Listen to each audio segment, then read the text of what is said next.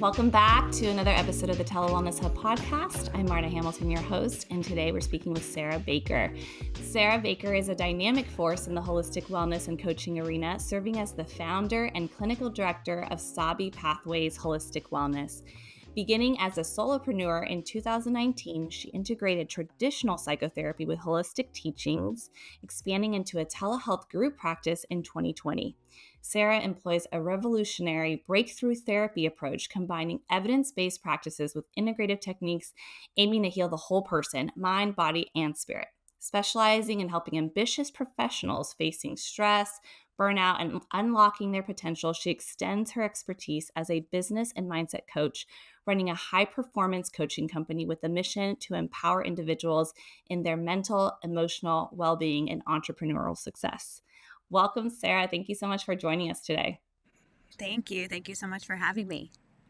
I, before hitting record, mentioned in our conversation that I just kind of randomly reached out. I was really interested in the work that Sara was doing and was so grateful that we got to connect and have this conversation where we get to hit record and share with everybody, because you're doing amazing work, changing lives on so many levels. So I'm grateful you can sign on today and share with us a little bit about different topics we have planned today. Things like, maybe the unconscious mind, a little bit about hypnosis, neuro-linguistic programming. But before we dive into that, why do you do the wellness work that you do? Oh, such a good, big question to start Yeah. with, right? I think for me, helping people and being in a more therapeutic environment always felt really natural to me. Even growing up as a kid, I tended to be the person that friends would turn to when they were going through tough times. And I just really loved to listen. I really loved to hold space for people to listen. And I was always also really curious about the mind and why people do what they do and why people feel the way that they feel. And I was just so curious about all of these things. And this really led me into my pursuit of psychology and studying at UCLA. And then after that, I really got to experience a different version of wellness where I started traveling and I was really into yoga and meditation and visiting different sacred sites around the world and experiencing different energies. So I began to just have these new life experiences that I thought were really important for my personal growth and my journey. And I decided that I wanted to combine all of that together so that I could really help more people heal on a more holistic level and bring some of these kind of traditional approaches that have been really effective and worked for a long time and conjunct them with these other modalities that, we all know and we all are more familiar with at this time, more holistic practices like meditation and breath work and sound healing and all these things that could just add a whole nother level of healing and wellness on that therapeutic journey. Mm-hmm. Oh, I love that. Thank you. Yeah, because I always, when I read the bio, I feel like I get a chance to share the what. Okay, what does this person do? What are they about? What are they offering? But that why, I just love asking that question. So thanks for sharing, just because I think as clinicians, as therapists, as healers, it's always interesting kind of the journey getting there. And I think it's really cool to hear just kind of this as people are looking for people to help them in their health and wellness journey. They're on their journey, while also providers like coaches, clinicians are on their own journey too. And it's really cool when it's just hearing how it coincides and how it gets to be. And that's really wonderful. At UCLA, did you study? I think they have the Mindful Awareness Research Center, right? Did you get to? They do. I got to take a class my senior year called the Sociology of Meditation and Mindfulness, and that was huge for me. That was one of the first time that I really dropped into meditation as more of a serious practice and learned more about it and more about mindfulness. And it took things to a whole new level for me, and wanting to integrate more of those types of practices into the healing world. So we actually got to I believe it's Dan Siegel, who is, one of the big researchers there. He did a talk for us during that class, I remember, and brought his book, and it was really huge at the time and pretty groundbreaking. This was a little while ago, so it was really cool to have that experience and just let that lead me into all kinds of other spiritual experiences, healing experiences, and really taking meditation and mindfulness to a whole new level in what I do too. That's such an incredible opportunity and experience. Yeah, because I think it's really, really cool how we now have the technology to research and provide evidence for, like you mentioned, traditional practices that have been around for a really long time and have been effective. But like now we have a modality to study, okay, how is it helping? We can actually measure activity in the brain. We can measure cortisol levels and stress reduction through that way. So that's really awesome. How have you incorporated some of that experience, the clinical training into your work? Can you share a little bit about, for those people who are curious about working with a therapist or coach who uses more holistic modalities, like how is that different for them? How can that make an impact in their life? Absolutely. Yeah, so I started building this type of experience when I opened my first private practice, and I had done tons of traveling, tons of different yoga certifications, meditation certifications, all kinds of different stuff. And so I integrated that into my private practice, and it was really interesting because there were so many people who were either already familiar with this type of work and wanted more of it, and they were, had a lot of trust in therapy. So seeing it combined together, it was like really revolutionary and also something that was really interesting and something that they really wanted to participate in.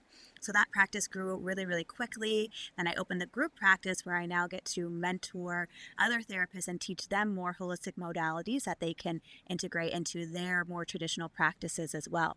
So that kind of grew, and the therapy practice really grew. And for me personally, when I was doing therapy for a long time, and I still do, and I do more coaching work now. And the reason is because, with therapy, it can be so amazing to have this space to really talk about what you're going through each week, really dive into some of your emotions and get into this deep level of awareness. And what I found with some of my clients who at the time were dealing with severe panic disorder and phobias and PTSD and even just, generalized panic or generalized anxiety, that we would do these holistic practices and this traditional therapy, and they would feel better, they'd get some relief, and then they would tend to cycle back around into some of the same patterns and, question whether they should use medication and do these different things. And I was like, there's got to be something else that really helps to unlock this long lasting change inside of them, where they no longer have to just manage this, where they can really resolve it. And so that's when NLP, neuro-linguistic programming, kind of fell into my lap. And I went to the trainings, and my mind was completely open to these different types of techniques and modalities where I saw people get rid of emotions they've had their entire life within minutes, phobias, PTSD. And I was just like, wow, like how as therapists and as humans do we not have these tools already? Right. Within minutes. I mean, that's incredible. Yeah, within minutes. It was incredible. And learning to work with this different part of our brain, the unconscious part, where all of our learning and behavior and emotions and filters and the way that we see the world is shaped and run. And so I started doing this work with my clients then, and the results we got were immediate. Watching them, having done therapy with them for some time before that, go from, kind of cycling these problems to really like resolving the emotions, like just no longer having the panic or anxiety, seeing who they were truly meant to be, and being able to now take action in a way where they could apply all of this awareness to their life and keep moving forward and going upward.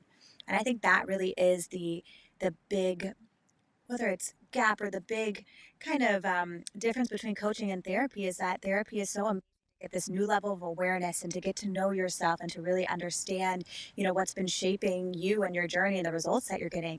And then when you're ready to take it to the next level, right, you're ready to take these learnings, really release the emotions and the stuck energy and do this deep neural repatterning progress, right, working with a different part of the brain, you're going to get different results. You're going to feel different inside of you, and then that's going to encourage you to take more action in your life. And that's where a lot of the coaching comes in, because it's helping you to keep your mind focused, your energy focused, your emotions focused, so that you can take more action towards what you want in life and go after these bigger goals and become who you're truly meant to be.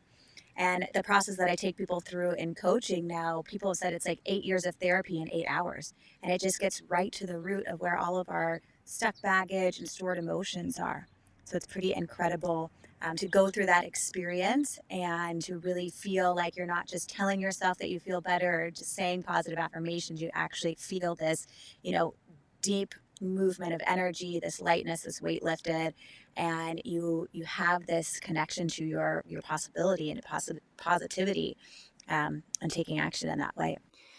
I love you mentioned the neuro reprogramming, like truly changing the wiring of the brain, like changing the programming that happens on your brain and not just telling yourself, I can feel better or challenging your thoughts, which there is a space for that, right? But for those who have never heard of neuro-linguistic programming and could you share a little bit about what that is, like what it looks like, how it helps, like what differences people notice? Sure, sure. So neuro-linguistic programming, also known as NLP, it's if you're familiar with Tony Robbins, it's the foundations of where he started, right? And it's really motivating. It can be really inspiring because you get to unlock the secrets of how your mind actually works. You start to learn about your unconscious mind, this part of your brain where all of your emotions are stored, your systems are being ran, all of this stuff is happening outside of your current conscious awareness, like kind of behind the scenes. And so in NLP, you get to learn how you're communicating with yourself in the outside world, consciously and unconsciously, and how that's determining the reality and the results that you're seeing in your life. And when you learn all of these things that are going on inside of your mind and you start to gain new tools and resources on how to reprogram and rewire it, you start to see more results in your life. And NLP specifically, like what it stands for, so neuro has to do with all of the different neurons, all of the different cells that are firing in our body, and all of the neurological connections that are being built that cause us to react and respond in certain ways, think in certain ways, feel certain ways, like all of these neurological connections and all this energy that's happening inside of our body, right? And creating a lot of our real experiences. And then the linguistics has to do with the communication, right? And learning about how we are communicating with ourselves, how we're communicating with the outside world, how our energy is communicating, our physiology, specifically our words, and then our unconscious beliefs are coming through as we're communicating. And then the programming part has to do with, how all of our systems and strategies are being ran. We have all of these kind of internal programmings that were built a long, long time ago when we were really young, and that have continued to be formed throughout our life. So we have certain ways of doing everything in our life. We have certain strategies. Again, we have certain ways that we think about things, and we think that this is just the way we are, this is just the way that we think and that we feel, when really it's all kind of been built and programmed inside of us. So with this whole program, when you learn about, the how the neurons are firing, you learn about how you're communicating and how to use words, and when you learn about your specific programmings and the strategies you're using, you can get more of what you want out of life. Yeah, that's incredible. Do you see common patterns when it comes to programming for these stressed out professionals? I'm thinking, we're so stressed out, we're burnt out. So many people are trying to implement strategies, systems, routines. They are trying to get there. And how incredible to know that there is something like NLP, which I'm not trained in. I think it's fascinating. I would love to get some training in this area. Um, these people who are stressed out, they're burnt out, which is so many of us, right? Once you kind of tap into on a neuro-linguistic, through the neuro-linguistic programming, when you're able to look at like your own programming, that you can create this change. Do you see common patterns in terms of programming or shifts that happen for people who are stressed out, specifically these burnt out, stressed out professionals? Mm-hmm. Definitely, definitely. The people who are feeling, burnt out and stressed out may be due to a number of different things that NLP helps you to kind of unravel and, get a little bit more awareness around. So typically people are struggling with this energy of needing to do all the time, like not having great boundaries around their time, not having, really good awareness around, what action tasks are actually essential to them thriving, essential to their business thriving, how to set up a schedule that's really going to help them contain their energy so that they have enough energy to feel motivated and to feel excited about what they're doing and to show up consistently. Because to get results, it comes from consistency, and to be able to do that without burning the candle at both ends. I think that's a big pattern that I see. Another one is struggle with confidence at times. I think a lot of people maybe deal with imposter syndrome or fear of failure, and all of that, when we have a lot of this quote unquote baggage or like big emotions around this stuff, it's because of things that we've experienced in our past, and also programmings like beliefs that were installed inside of us a long, long time ago, telling us that we're not good enough or we're not enough or not worthy. Right. And so we don't consciously feel that or hear that all the time or know that, but we feel like, oh, like maybe I shouldn't put this out there, or maybe I need more experience, or we kind of talk ourselves out of doing things because we don't feel fully confident in ourselves, and don't always know why. But some of these belief systems that have been running for a long time are causing this behavior, and so cause this pattern of feeling stuck in business or not putting yourself out there enough or going after things that you know that you really want. I think that's a really, really big one.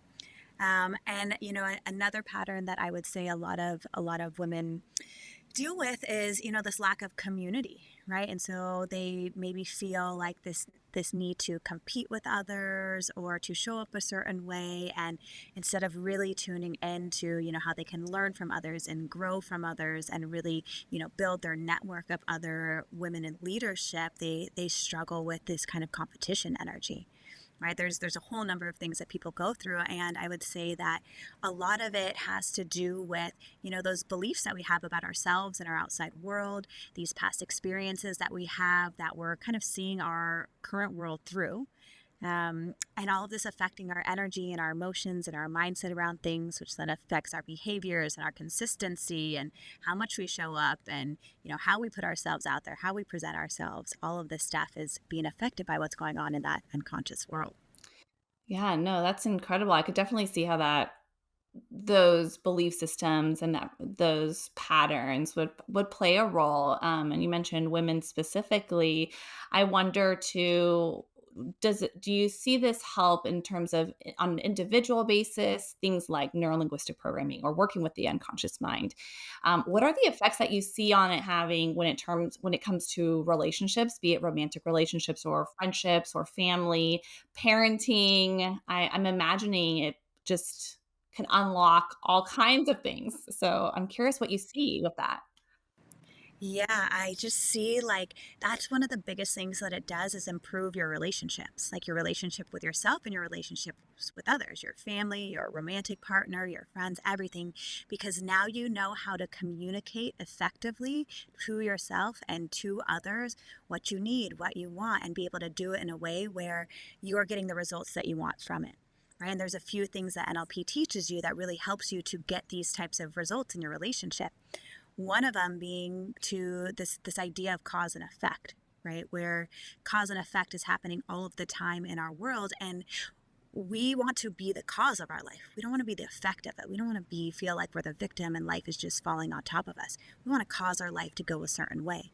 And so when it comes to relationships, when we start to take responsibility for our relationships and for the way that they are and what's happening, and stop pointing the finger outside of ourselves and blaming others for why things are the way that they are or why you feel the way that you feel, right? You start to take responsibility. And when you can also understand this idea that the meaning of communication is the response that you get. If you're communicating in a way where you're not receiving the response that you want from your partner, or you're not getting the type of feedback that you want from someone, or they're not doing the thing that you're asking them to do, then you can take more responsibility for your inner world and your energy and how you're communicating, and become more of a director of that result than just feeling like, okay, well, I guess this isn't going to happen, or this isn't going to work out, or I'm not supposed to be in this friendship, or whatever it might be. You take back more control because you know how to be in an empowered mindset, empowered energy, take responsibility for your world, be really clear on your perceptions and how you're interpreting situations and placing labels on people and making assumptions. How you're communicating with others is a really, really big one. And then you become, again, just more of the director of your path and the director of these relationships. I love the even just the terminology you're using in this conversation. Be the cause in your life, not the effect, and being able to be the director. Those are just such empowering terms and such empowering language for people to have. I imagine too when it comes to um, what people have experienced and what they're trying to overcome and where they're headed. Is that more than when it comes to coaching that you're looking more at like goals and where you're trying to go and the direction? If you could talk a little bit about that in terms of like your distinction for when I know you say you do more coaching work. What are some things that you only do in the coaching realm, for example, that you wouldn't do in the therapy? If you don't mind sharing a little bit about that. Sure, sure. And I mean, if I'm being totally transparent, my therapy and coaching work kind of all overlaps together, so therapy's kind of taken on a coaching role of its own, in the way that I've kind of just integrated all of the things that I do now into that world. Typically, what you're going to see in therapy, though, is yes, having a connection to goals and more goals for the therapeutic treatment. Goals to get to maybe a mental and emotional place that you want to be, and maybe more inner goals than outer goals. Sometimes outer goals, it just kind of depends on, the therapist and also you. In therapy, you're more of the director of those conversations and what you want the therapy to be about. And therapists are taught that the client is, the expert in regards to what the conversation should be about and letting them lead, right? You probably know that too from your experience in working with clients. And in coaching, it's a little bit different in the sense where, yes, you want to be listening, you want to be tuning into what it is that they want and they need. And also, there's a little bit more space for helping to direct them towards bigger goals and bigger actions, and taking action in a way where it's actually going to start moving them closer to career goals or physical health goals, relationship goals. Specifically, what I do is more like business and career goals, right? Helping high achievers to really get to new levels of business and setting big, smart goals that have the ability to be achieved once you do that mental and emotional work.